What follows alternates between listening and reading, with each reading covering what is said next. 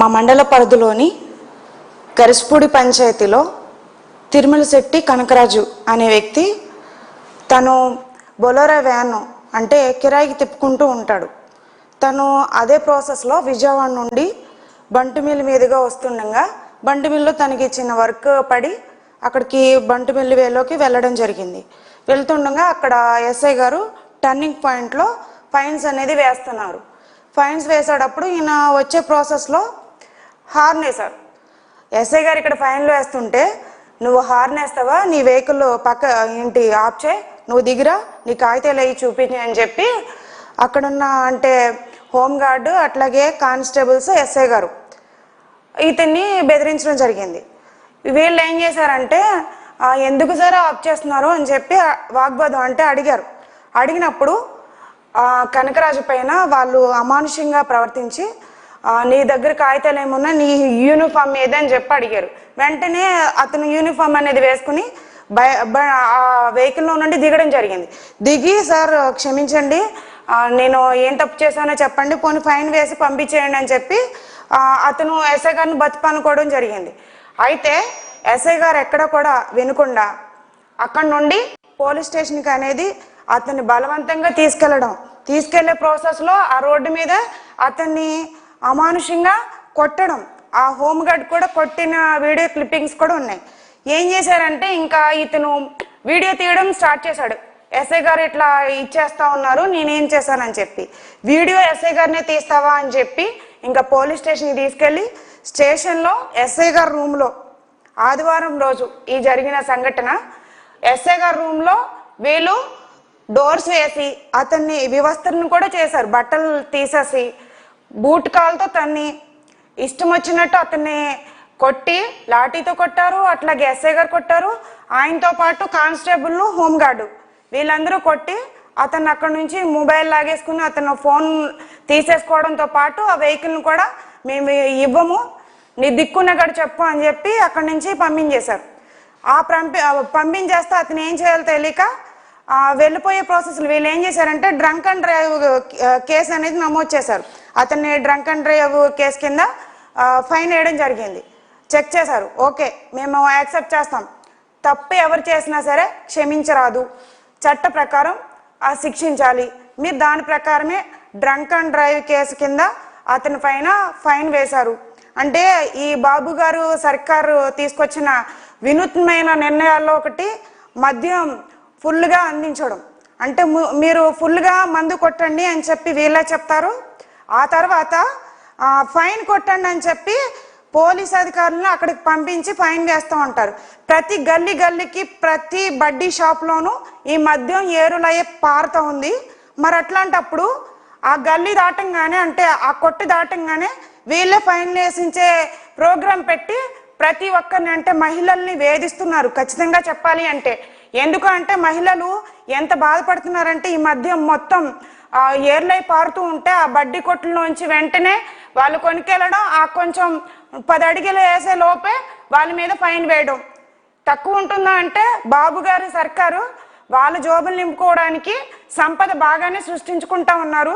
సంపద సృష్టి అంటే వాళ్ళ జోబుల్లో డబ్బులు వేసుకోవడానికి ఇట్లా పేద ప్రజల ప్రాణాలతోనూ అట్లాగే పేద ప్రజల దగ్గర ఉన్న డబ్బులు దోచుకోవడానికి మాత్రమే ఈ ప్రభుత్వం పనిచేస్తుంది అనేది ప్రజలందరూ అర్థమైంది. ప్రజలందరూ బుద్ధి చెప్పే రోజు త్వరలోనే రాబోతుంది. అయితే వీళ్ళు ఫైన్ వేసి అతను అక్కడి నుంచి వెళ్ళిపోయిన తర్వాత అంటే కొట్టారు, అన్ని హింసించారు, వెళ్ళిపోయాడు. నెక్స్ట్ డే సోమవారం రోజు వేరే ఇంకొక అతన్ని వెంట పెట్టుకుని మా వెహికల్ ఇచ్చేయండి, మా అంటే మొబైల్ ఇచ్చేయండి, మేము ఏదైతే మీరు ఫైన్ వేశారో అది కడతామని చెప్పి ఎస్ఐ గారి దగ్గరికి వెళ్ళడం జరిగింది. మళ్ళీ అప్పుడు కూడా ఇష్టానుసారంగా మాట్లాడటం, మళ్ళీ ఇతను కొట్టడం, నీ వెహికల్ ఇచ్చే పనే లేదు, నీ దిక్కున్న దగ్గర చెప్పుకో, నీ మీద ఎట్లాంటి కేసులు పెట్టాలో అట్లాంటి కేసులు పెడతామని చెప్పి మళ్ళీ అప్పుడు కూడా అతన్ని మానసికంగా హింసించారు. ఇంకా చూసి వచ్చేసాడు. ఎందుకు అంటే ఇతనికి అదే జీవనాధారం, వేరే జీవనాధారం లేదు.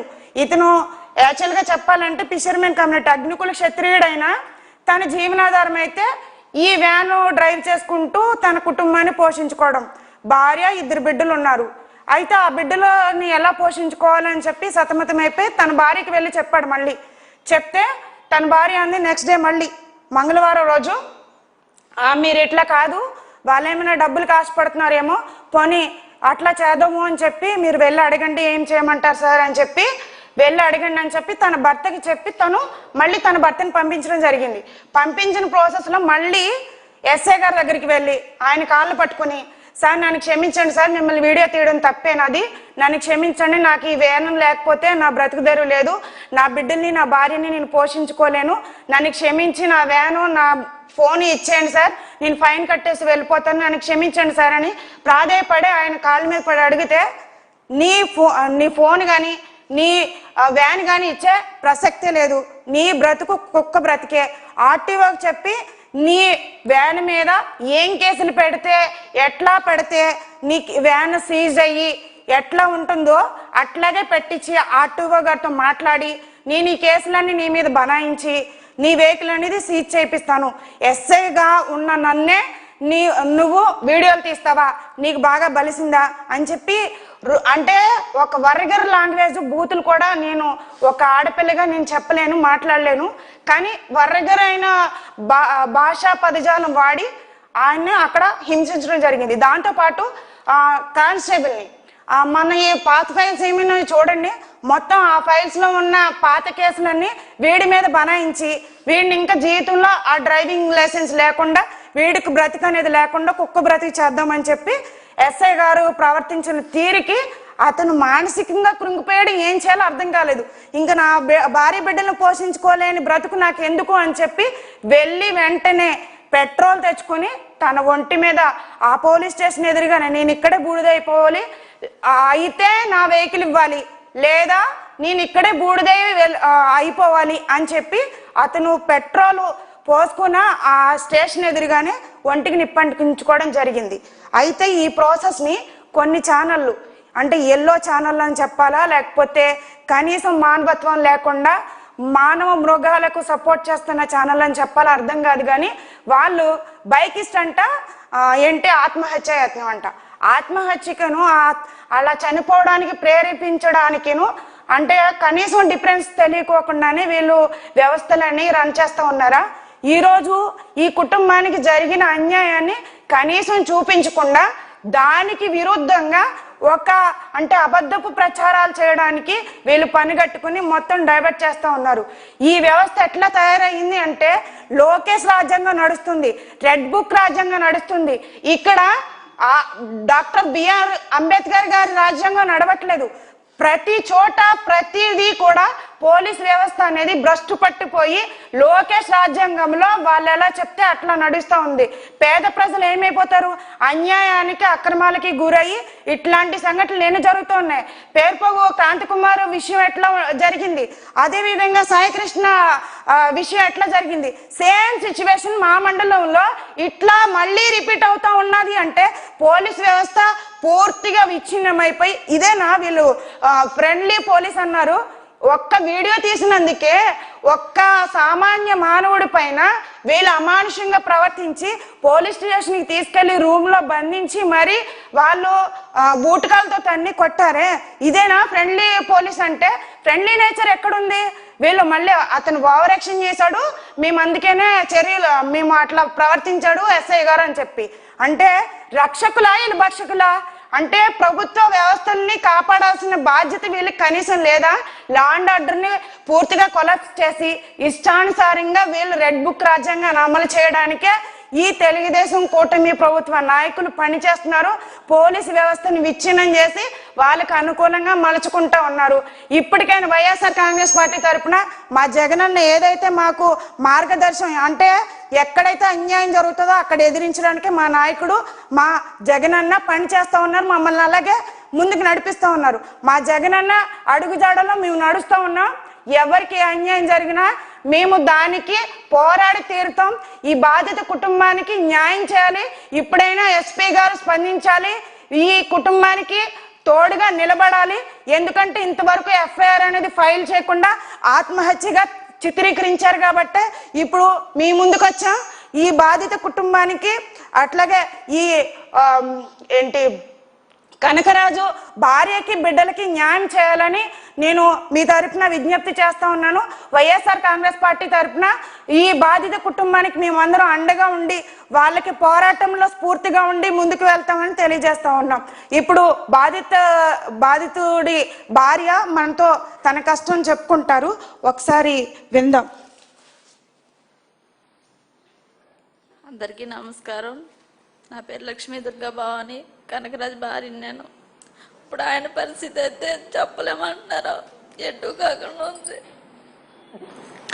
ఆయన ఉంటేనే మాకు అండగా ఉంటుంది. ఇప్పుడు ఆయన పరిస్థితి అలా ఉంది. మమ్మల్ని ఎవరు చూసి ఇవ్వాలనేది ఎవరు లేరు. ఆయనే మమ్మల్ని పోషిస్తాడు. ఏదో కష్టం మీద ఆయన బండి తెచ్చుకున్నారు. ఆ బండి కూడా సీల్ చేసేస్తాను, రద్దు చేసేస్తానని ఎస్సీ నాగరాజ్ అంట అతని పేరు. ఆయన చాలా దారుణంగా చేశారంట. హోంగార్డ్ అని అతను కూడా చాలా దారుణంగా చేశారంట. మేము బాధలు చెప్పుకునేదే పోలీసులకి. పోలీసులు ఎంత దారుణంగా చెప్తే మేము ఇంకెవరికి చెప్పుకోము బాధ.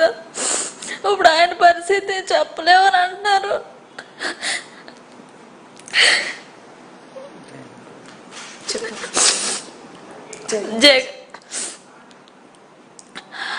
ఆయన పరిస్థితి అలా హాస్పిటల్లో ఉందండి.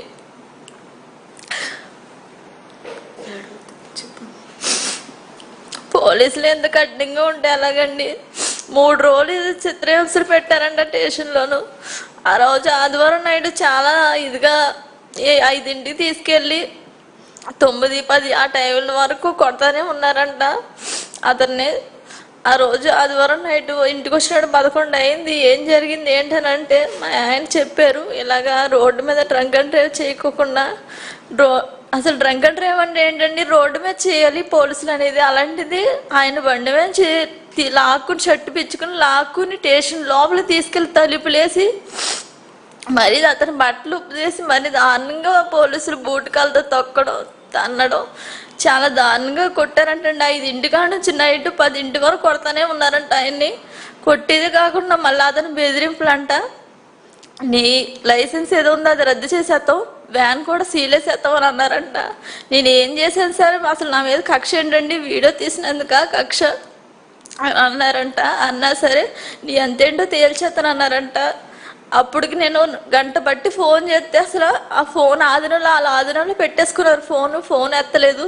నాకు కంగారు పడి పక్కన అతనితో ఫోన్ చేస్తే అప్పటికి 10-11 ఆ టైంలో ఫోన్ ఎత్తారు.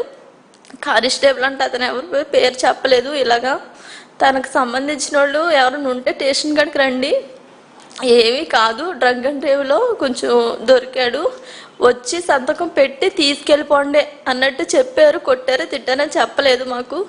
మా తమ్ముడు వేరే కుర్రోడు వెళ్ళి తీసుకుని వద్దామని వెళ్ళేటప్పటికి చాలా దారుణంగా ఉన్నారంట. ఆయన చూసి మా తమ్ముడు ఏడ్చాడంటండి. పోలీసుల దగ్గరికి వెళ్ళి ఎస్సీ దగ్గరికి వెళ్ళి ఏం జరిగింది ఏంటంటే, మీ బావ చేసేది వీడియో తీసాడంట, వీడియో తీసి పైగా పెడతాడంట, మా ఉద్యోగాలు పోతాయంట అని లేనిపోని అన్నీ పెట్టారండి ఆయన మీద. ఆ రోజు నైట్ సంతకం పెట్టి తీసుకొస్తే మళ్ళీ వెళ్ళి మా తమ్ముడు వెళ్ళి వ్యాన్ తాళము బండి అడిగారంటండి. ఎవరు రేపు రండి రేపు ఇస్తానని దారుణంగా మాట్లాడాడంట. నాగరాజ్ అతని పేరు నాగరాజ్ అంటండి, ఎస్సీ పేరు. ఇంటికి తీసుకొచ్చిన తర్వాత ఆ రోజు నైట్ అతను మనం ఎడుతూనే ఉన్నారు. మా ఆయన ఏం చేయాలో తెలియక అన్నం కూడా తెలియలేదు. ఆ తెల్లారి పొద్దున్న నేను తెలిసిన అతను ఉంటే మాకు తరపున మా అమ్మ తరపున పంపాను, ఇద్దరిని కలిపి పంపాను. పంపితే గంట వరకు లోపల కూర్చుని ఎస్సీ బయటికి రాలేదంట. ఈయన వెళ్దామని అన్నా సరే లోపలికి రావద్దన్నారంట కానిస్టేబుల్ వాళ్ళును. అతను పెద్ద అతన్ని కూర్చుని ఇక్కడ 3ంటికి బయలుదేరితే సాయంత్రం అక్కడికి వెళ్ళి అతను బయటకు వచ్చినోడికి 8 ఆ టైం అయిందంటండి. ఆ టైం వరకు అక్కడ బయటే కూర్చున్నారంట. అతను బయటికి వెళ్ళిపోతున్నాడంట. ఎస్సీ నాకు కేసులు ఉన్నాయి, నేను బయటకు వెళ్ళిపోతున్నాను చెప్పాలా కానీ బయట ఉన్న వాళ్ళకని చెప్పి కానిస్టేబుల్ ద్వారా చెప్పించాడంటండి. ఈయన బయటికి వెళ్ళిపోతుంటే అదేంటండి బయటికి వెళ్ళిపోతున్నాను అంటున్నారు, ఈయన అసలు ఏం చేశాడు ఏంటనేది మాకు అనేది తెలియాలి కదనంటే, అతను ఏం చేసేది ఏంటో నీకు ఏం తెలుసు, అతను ఏమన్నా చుట్టాలా అది అని దారుణంగా మాట్లాడాడంటే ఎస్ఐ. అదేంటండి డ్రగ్ అండ్ డ్రైవ్ అనేది రోడ్డు మీద చేస్తారు కదా, మీరు లోపల ఎందుకు తీసుకెళ్ళి లోపల ఎందుకు కొట్టారు చేశారని ఎందుకని చేశారని అంటే నీకు చెప్పవలసిన పని లేదన్నారంటండి. ఆయనతో కూడా చాలా దారుణంగా మాట్లాడారంట. ఇంకా అతను తీసుకుని కూడా ఇంటికి వచ్చేసి బాధపడ్డ ఆ రోజు నైట్ అత్తమానను. ఆ రోజు నైట్ అత్తమానం ఆలోచించుకున్నారండి. మరి ఏం చేయాలనుకున్నారు ఏంటి అనేది తెలీదు. ఈయన ఏమన్నారో నాకైతే చెప్పలేదు. ఆ రోజు నైటు ఎంత దారుణంగా అన్నారును. ఆ రోజు ఉదయం మంగళవారం పూట పొద్దున్నే నేను వెళ్తున్నాను అని అన్నారండి. సరే అయితే డబ్బుకి ఏమన్నా ఆశపడుతున్నారేమో బావా, ఒక 20,000 అలాగ ఇస్తానని చెప్పు, డబ్బుకి ఆశపడితేనేనని నేను చెప్పి పంపించానండి. స్టేషన్ కాడికి వెళ్ళి ఒక్కడే వెళ్ళి అడిగాడంటండి. కాళ్ళ మీద పడి పడ్డాడంటండి. పడితే నేను డబ్బు తీసుకొని ఏం తీసుకొనిరా, నువ్వు నా ఎంత చూస్తానన్నావు, ఆ వీడియో తీసి నా ఎంత చూస్తానన్నావు, ఇంక నీ బతుకు అయిపోయింది, కుక్క బతుకు అయిపోయింది, ఇంక నీ బతుకు ఈ రోజుతో లాస్ట్, నీ వ్యానో రాదు, నీ లైసెన్స్ రాదు, లైసెన్స్ రద్దు చేస్తాను, వ్యానో సీల్ చేస్తాను అన్నారంటండి. అతను అనగానే ఏదైనా కంగారు వచ్చేసిందంటండి. మళ్ళీ కానిస్టేబుల్తో పక్కనున్న కానిస్టేబుల్తోనూ లేనిపోని అన్ని కేసులు కొంచెం పక్కకు రారా అని అదంతా చెప్పించి లేనిపోని కేసులన్నీ వీడి మీద రుద్దిచ్చారని అన్నారంటండి. ఆయన ఏం చేశాడండి, లేనిపోని అన్ని కేసులు ఆడి మీద రుద్దిచ్చారా, ఇంక ఈడితే ఇక్కడితో అయిపోయింది, ఇటు బతుకు, రేపు పొద్దు నుంచి కుక్క బతుకు ఈడు బతుకు అని అన్నారండి. ఇంక ఈయనకి ఏం చేయాలో తెలియక కంగారు వచ్చేసి, అసలు నేను ఏం చేసాను ఎస్సీ గారండి, అసలు మీకు మాకు ఏమన్నా ఉందండి రాదు, అసలు నేను ఏం చేసిన వీడియో తీసినందుకేనండి ఇంత కక్ష, పోనీ వీడియో తీసిన తప్పు నాదండి అని అక్కడికి కాళ్ళ మీద పడ్డారంటండి. అలా అయినా కనికరించలేదంటండి. ఇంక ఈ జీవితం అయిపోయింది, ఈరోజుతానికి గట్టిగా ఇదిగా చెప్పారంటండి. ఇంకా చాలా దారుణంగా బూతులు తిట్టారంట, చెప్పలేను నేను అసలు ఆ బూతులు. వెంటనే పరిగెత్తుకుంటే వెళ్ళి పెట్రోల్ తీసుకుని అక్కడే బండిలో పెట్రోల్ తీసుకుని అక్కడే వేసుకుంటూ వచ్చేసి స్టేషన్లో అంటించేసుకున్నారంటండి. అంటించుకున్నా సరే అలా చూసారంట కానీ దగ్గరికి వెళ్ళలేదంటండి. కాబట్టి పక్కన ఉన్న చుట్టుపక్కల ఉన్న వాళ్ళందరూ ఇసుక వేసి అతన్ని కొంచెం ఆరిపోయారంటండి. ఆరిపోయాక అప్పుడు 108కి ఫోన్ చేస్తే 108 వచ్చిందంటండి. వచ్చి అప్పుడు ఇక్కడ బందర్ హాస్పిటల్ తీసుకొచ్చారంటండి. తీసుకొచ్చాక అసలు ఫోను వ్యాను 3 రోజులు వాళ్ళ ఆధీనంలో పెట్టుకున్నారంటండి. పెట్టుకుని ఈయనకి ఇలాగ కాలేక మంగళవారం పూట ఇతను జరిగాక మధ్యాహ్నం 12 ఆ టయానికి నాకు ఫోన్ వచ్చిందంటండి. మీ ఆయన అంట ఇలా అంటించుకున్నారంటండి అని ఆ 108లో ఉన్న ఆవిడ ఫోన్ చేసి చెప్పిందండి. అప్పుడు ఇచ్చారంటండి వాళ్ళు అంబులెన్స్ వాళ్ళకి ఫోను చేసుకోమనని. ఆవిడ తీసి పోలీసు లాగా తీసి ఆవిడకి ఇస్తే ఆవిడ నాకు ఫోన్ చేసి చెప్పిందండి, ఇలాగండి ఇలాగ మీ ఆయన అంటించేసుకున్నారమ్మా, ఇలా బందర్ హాస్పిటల్ తీసుకెళ్తాం, తొందరగా రమ్మని ఫోన్ చేస్తే నేను వెళ్ళేటప్పటికి 1 గంట టైం అయిపోయిందండి. అప్పుడు వరకు కూడా ఫోన్ ఇవ్వలేదండి. ఆ అంబులెన్స్ వారు ఆ ఫోన్ చేయడానికే ఇచ్చారు, ఇంకా తర్వాత తీసేసుకున్నారు. ఓంగడ్డ అండి అతని పేరు, అతను పోలీస్ దగ్గర ఉంటాడంటండి ఓంగడ్డ, అతని దగ్గరే ఫోన్లు పెట్టేసుకున్నాడు. మా ఆయన బుడ్డ ఫోన్ కూడా తీసుకెళ్ళారు మంగళవారం. ఆ ఫోను ఈ ఫోను అతని దగ్గర పెట్టేసుకుని ఆ రోజు కూడా ఫోన్ ఇవ్వలేదు. నేను వెళ్ళిన తర్వాత 2 గంటలకి నన్ను చూపించారు. నాకు చాలా దారుణంగా ఇదిగా భయపడ్డాను.